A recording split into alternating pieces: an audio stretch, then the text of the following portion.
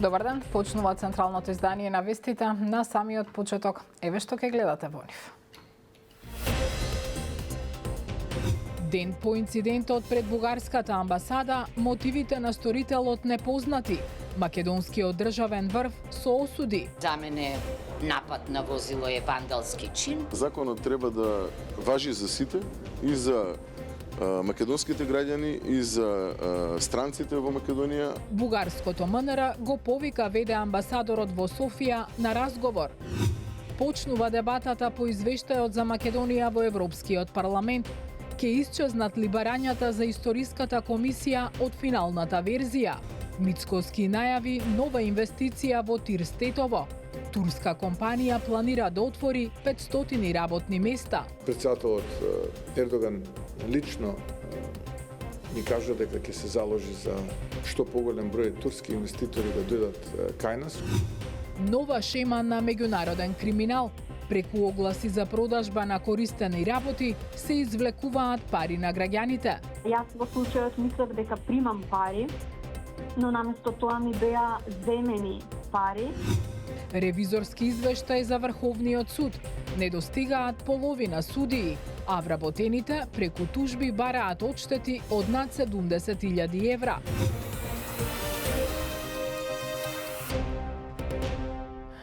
Ден по инцидентот пред бугарската амбасада, сторителот се уште е во полициска станица и не е јасно за какво дело ќе одговара. Дополнително, нема ниту официјална информација кои се неговите мотиви за палењето на возилата, но министерот за внатрешни работи Панче Тошковски остро го осуди настанот и најави дека нема да бидат толерирани вакви случаи. Михајло Видимлиски. 44-годишниот скопјанец што вчера беше приведен за палењето на дипломатските автомобили пред бугарската амбасада, се уште не е изведен пред судија и не е познато за какво дело ќе одговара. Тој беше задржан во полициска станица, а од обвинителството единствено вела дека се постапува и најавија повеќе информации откако ќе ја добијат пријавата од МВР. Министерот за внатрешни работи Панче Тошковски го осуди инцидентот. Посочи дека лицето бргу по настанот е обезбедено и дека нема да се толерира било какво насилство, како и во случај кога се работи за предмети на друга држава, а за мотивите упатува на обвинителството.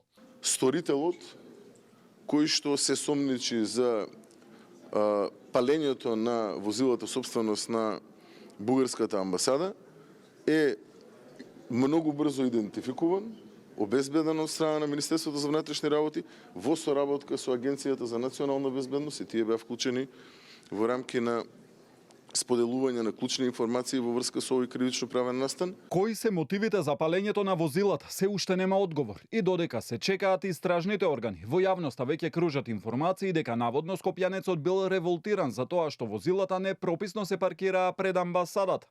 Го имал истетовирано и ликот на рускиот председател Владимир Путин, за кој велел дека му е херо и идол.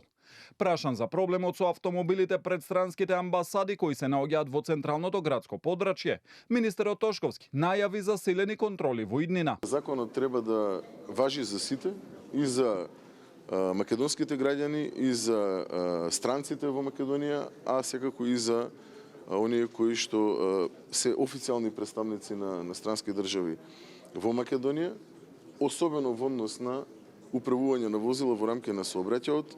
Секогаш се трудиме од страна на полицијата да бидат превземени во рамки на нашите можности сите оние процесни чекори во делот на детектирање, евидентирање, утврдување и процесуирање на се она кое што треба да значи прекршок, како говориме за погрешно паркирање. Дипломатските возила пред амбасадата на Бугарија беа запалени вчера околу пладне, а набрзо интервенирала Скопската противпожарна бригада и било спречено целосно опожарување. Нема повредени лица, ниту пак биле зафатени објекти во близина на амбасадата. Сторителот беше уапсен по само неколку часа. А вршителот на должноста амбасадор на Македонија во Софија денеска бил повикан во Бугарското министерство за надворешни работи во врска со палењето на двата автомобила на амбасадата на Бугарија во Скопје. Како што информира од Бугарското МНР, заменик министерот за надворешни работи Христо Поландаков нагласил дека Бугарија најостро го осудува овој, како што го нарекол, демонстративен чин на агресија кој ги довел во опасност здравието и животот на вработените во бугарската амбасада, како и на жителите на главниот град на Македонија. Бугарија ги зема предвид изјавите на официјалните институции во соседната држава и брзата реакција на надлежните органи, која доведе до приведување на сторителот. Истовремено очекуваме да се спроведе ефикасна истрага и правна разрешница на случајот, истакнал Поледников и додал дека секој обид за ширење страв кон бугарите во Македонија е неприфатлив, соопштија од бугарското МНР. Вандалски чин кој не треба да ги наруши односите меѓу Скопје и Софија. Вака претседателката Силјановска Давкова го оцени инцидентот пред бугарската амбасада. Прашана за македонските евроинтеграции ипак, таа повтори дека потребни се гаранции и оцени дека Западен Балкан е подготвен за членство пред Украина и Молдавија. Елизабета Дамјановска-Спасеновска. За осуда е вчерашниот вандалски чин, во кој опожарени беа 2 возила на бугарската амбасада, рече денеска претседателката Гордана Силјановска Давкова. Таа не верува дека ова може да ги наруши односите помеѓу Македонија и Бугарија, бидејќи, како што рече, од наша страна е направена брза реакција во пронаоѓање на сторителот. Во однос на тврдењето на поранишниот член на Македонско-бугарската историска комисија, Огнен Вангелов, дека покрај уставните измени во протоколите има многу други услови. Силјановска Давкова вели тоа е доказ дека треба да има гаранции од бугарска страна, дека внесувањето на бугарите во уставот ќе биде нивното последно барење од Македонија. Мислам дека она што го кажа професорот Вангелов е точно. Не само низ призма на правна анализа на договорот, туку и низ призма на неговото конкретно искуство во работата на комисијата. И ние тоа го слушаме не само од политичари, го слушаме од многу други луѓе барање. Затоа сметаме дека треба нешто друго да се направи. Дека треба гаранции да има. Во однос на отпочнувањето на преговорите за влез во Европската Унија, на Украина и на Молдавија, претседателката нагласи дека според неа Западен Балкан е далеку поподготвен од нив и дека ако тие можат за 1 година да отворат 6 кластери и поглавја, можеме и ние. Јас имам длабоки чувства и разбирања за Украина, исто така и за Молдавија, меѓутоа не можам да не кажам дека Западниот Балкан е многу понапред од нив. Впрочем, скринингот тоа го покажува и дека ако може тие технички да напредуваат, замислете за 1 година 6 кластери ќе ги поминете или ќе ги отворите и поглавијата, исто така можеме и ние, бидејќи пречката кон нас е ирационална според мене. Европската Унија, според претседателката Силјановска Давкова, треба да најде механизми што ќе спречат блокирање на проширувањето поради идентитетски и историски причини, наместо поради исполнување или неисполнување на европските критериуми. Министерот за надворешни работи и надворешна трговија Тимчо Муцунски денеска во Лондон остварил средба со државната секретарка за внатрешни работи на Обединетото кралство Ивет Купер, на која била потврдена заедничката заложба за натамошно напредување на стратешкото партнерство меѓу двете земји. Како што соопшти Муцунски на социјалните мрежи, на средбата се разговарало за можностите за продлабочување на соработката со посебен акцент на економските односи, трговијата и инвестициите. Тој ја нагласил посветеноста на владата кон спроведувањето на договорот влада со влада, а биле разгледани и следните чекори во развојот на стратешкиот диалог меѓу Македонија и Обединетото кралство.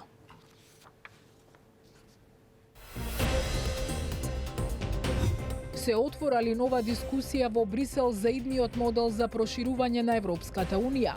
Какви услови ќе имаат Украина и Молдавија? It's no comparison when you analyze the impact of the Ukraine joining the European Union than the case of North Macedonia. Владата најави нова инвестиција вредна 20 милиони евра со очекувани 500 вработувања на турската компанија Джабо Automotive во Тирстетово. Премиерот Мицкоски информираше дека станува збор за компанија која доаѓа од индустријата за автомобилска опрема и безбедносни производи. Повеќе од Маја Стојановска. Околу 500 нови работни места се очекува да бидат отворени со новата странска инвестиција од турската компанија Javo Automotive во Тирстетово, вредна околу 21 милион евра.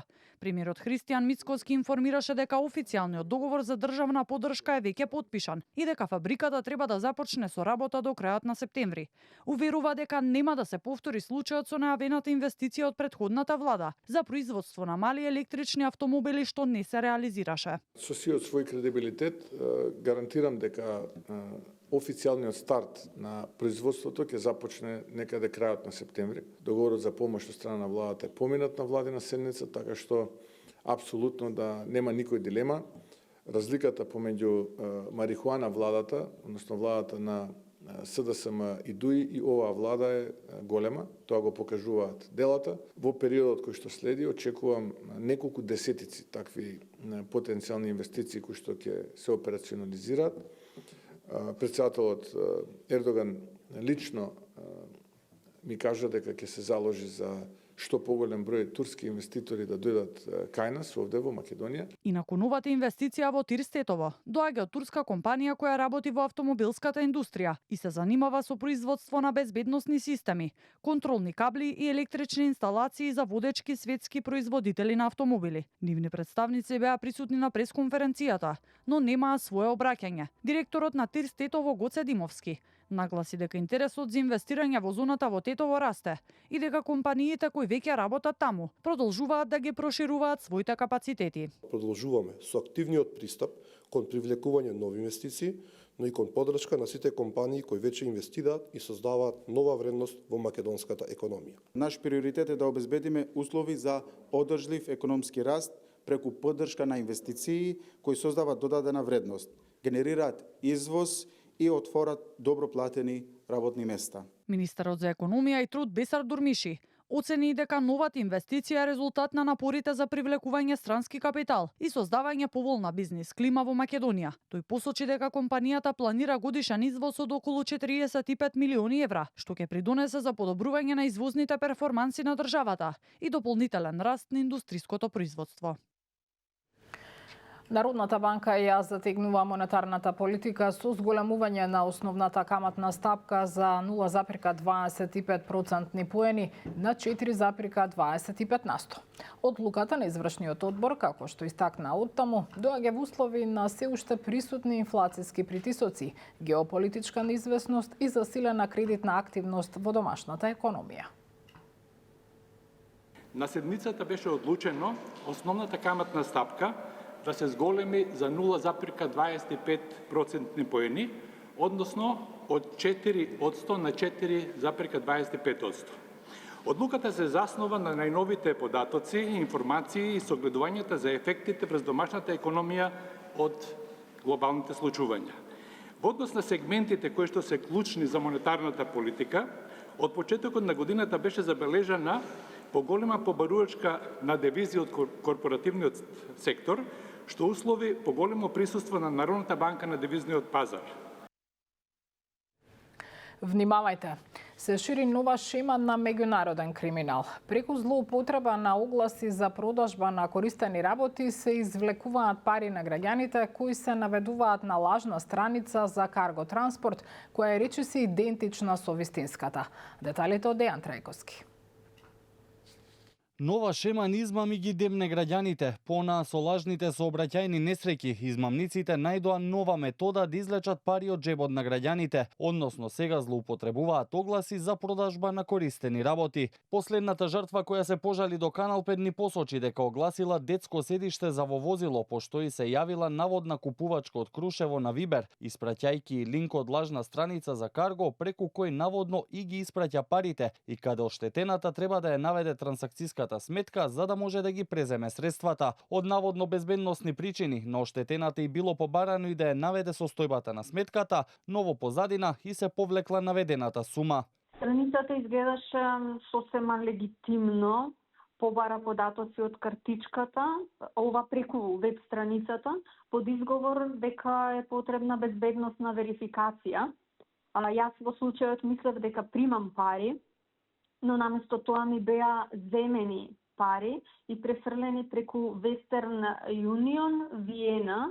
Откако забележала дека станува збор за измама, оштетената граѓанка веднаш се обратила во полициска станица и во матичната НЛБ банка. На полицијата оваа меѓународна измамничка шема, а и наводниот купувач веќе им биле познати од други случаи, но првенствено и рекле да се обиде да ги врати средствата преку банка, оти биле резервирани, не и реализирани.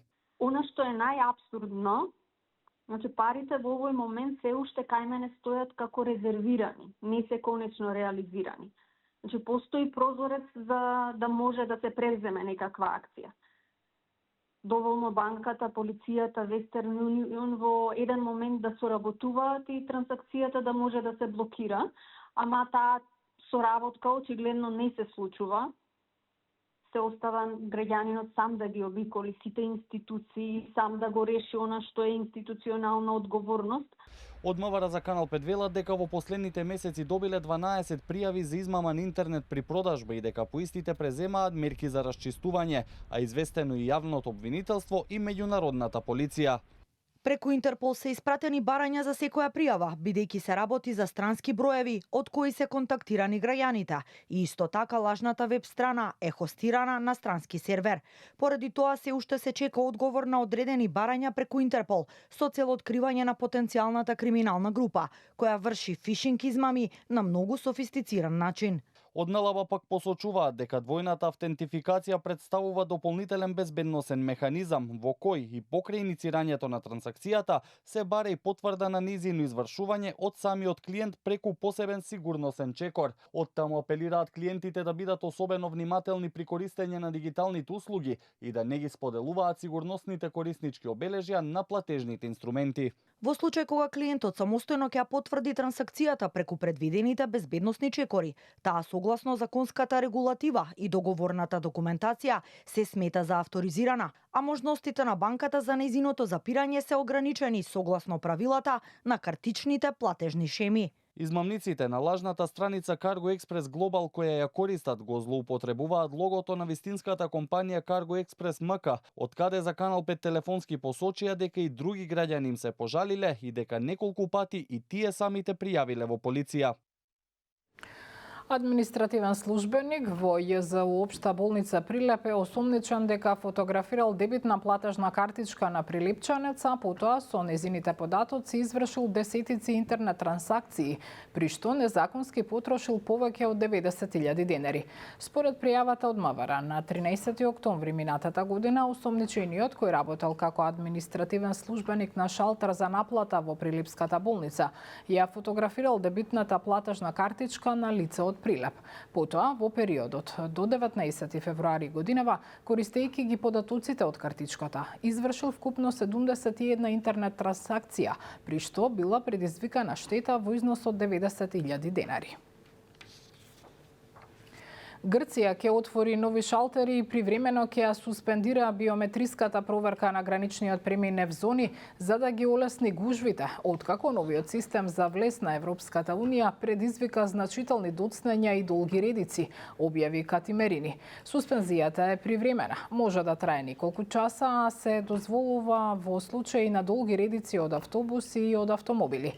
Паралелно се разгледуваат дополнителни оперативни решенија, меѓу кои отворање нови шалтери, оптимизација на постојните ленти и подобро искористување на расположливата инфраструктура на граничните премини. Дел од мерките опфаќаат и привремено пренаменување на постојни објекти со цел зголемување на капацитетот за обработка на патници и на возила, пренесува Кати Мерини.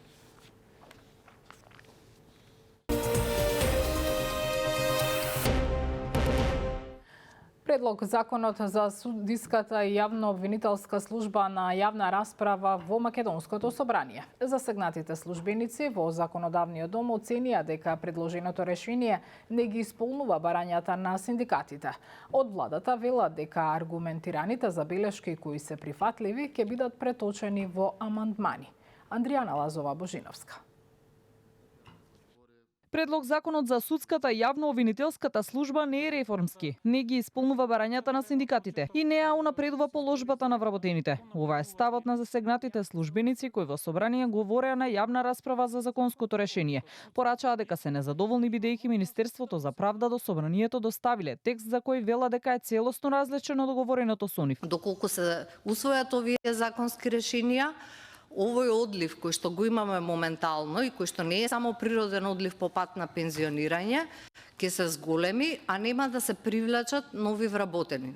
Практично судовите ќе останат без вработени. За жал, наместо денеска да расправаме за предлог амандмани и да го совршиме законот, ние својата енергија ја трошиме на 3 битни фактори.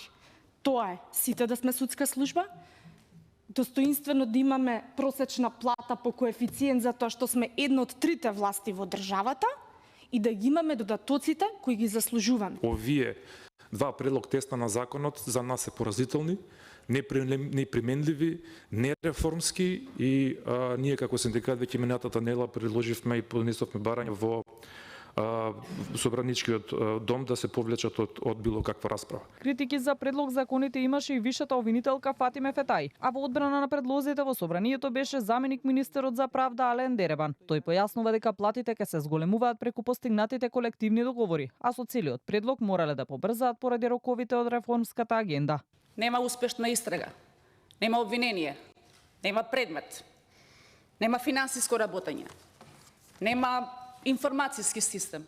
Едноставно нема обвинителство без овие луѓе кои што стојат зад тие процеси. Она што го содржи текстот на предлогот законот представува упат во работењето на јавното обвинителство, односно во самостојноста на јавното обвинителство од страна на извршната власт. Да бидеме реални, не можеме да имаме двојно зголемување на платите.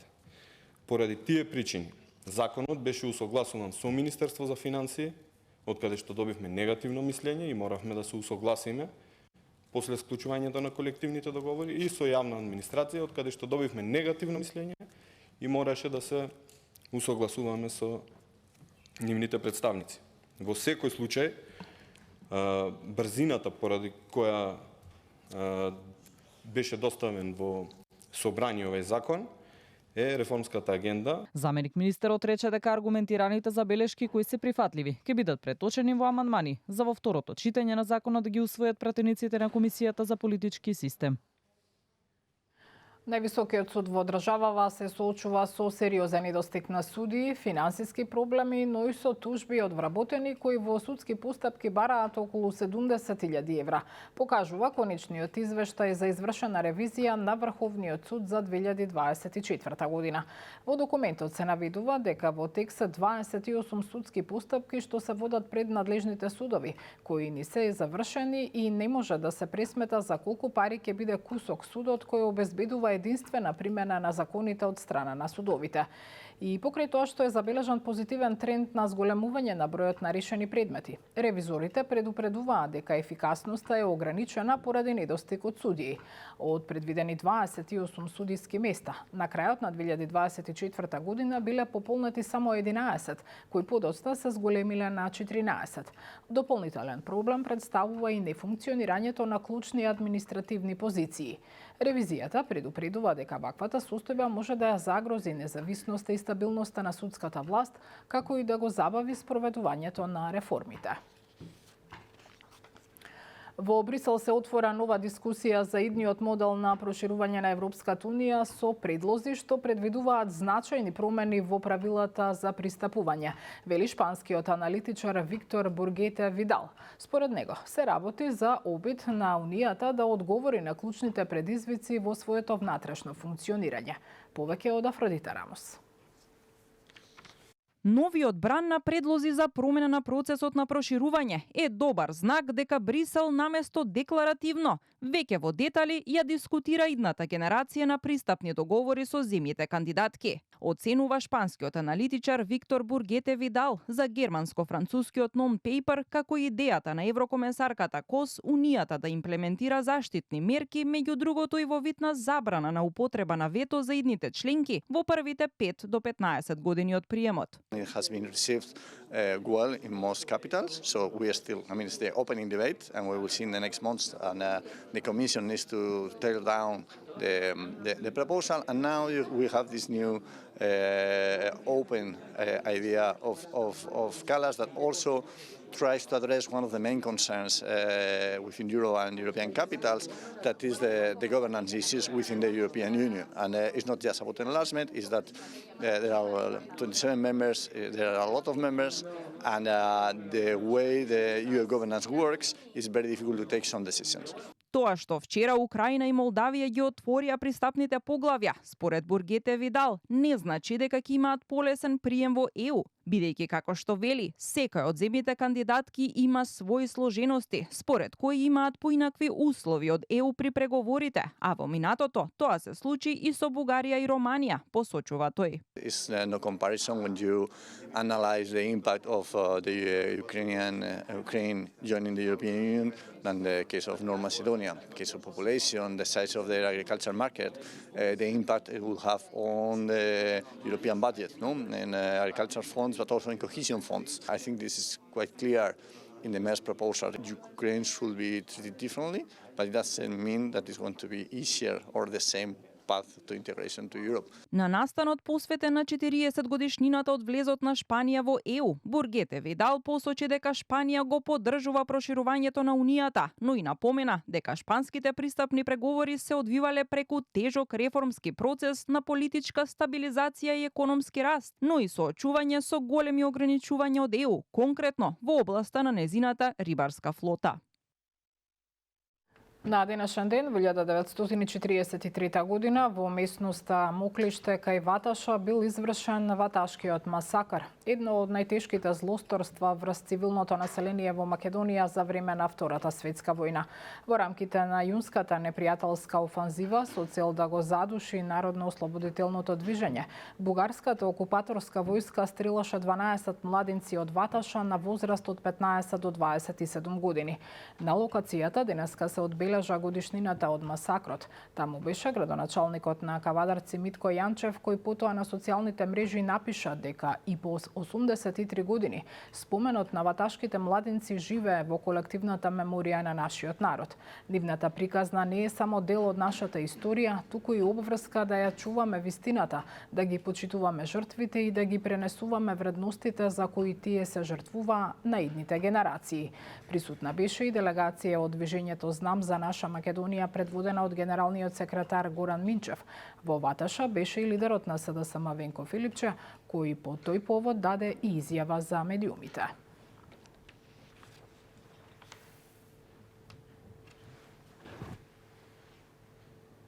Од масакрот, убиството на младинците тука во Ваташа од страна на бугарскиот окупатор. Ова не учи дека политиките на омраза, на поделба, единствено до што водат се само трагедии. Затоа имаме обврска да сега во денешно време ја заекнуваме демократијата, владењето на правото и сите вредностни политики кои што произлегоа од ужасите на Втората светска војна. Колешката Елизабета Галевска ве очекува во ново издание на Само вистина во продолжение на Канал 5. Останете со нас.